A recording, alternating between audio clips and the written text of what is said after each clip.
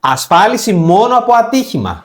Και δεν αναφέρομαι για το όχημά σου, αναφέρομαι για σένα.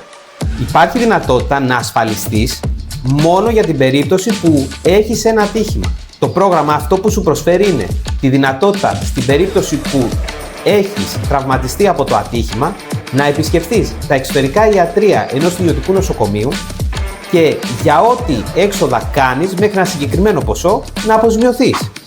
Επιπλέον, αν το ατύχημα είναι σοβαρό και θα πρέπει να νοσηλευτείς ή ακόμα να κάνεις και μια επέμβαση, το συγκεκριμένο πρόγραμμα θα σου καλύψει τα έξοδα που θα κάνεις στο ιδιωτικό νοσοκομείο.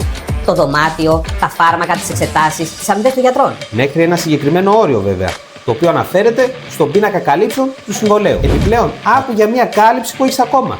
Την υγειονομική μεταφορά σου. Από το σημείο που έχεις πάθει το ατύχημα στο ιδιωτικό νοσοκομείο απευθείας. Μη μου πεις, μπορεί να σε πάει και κάποιος δικό σου με το αμάξι. Σωστά. Εγώ όμως σου λέω ότι εκείνη τη στιγμή το μόνο που έχεις να κάνεις, πέρα από το να φροντίσεις να δεις αν είσαι καλά, είναι να καλέσεις τη γραμμή υγείας και να μπορέσει να συντονίσει την υγειονομική μεταφορά σου στο νοσοκομείο.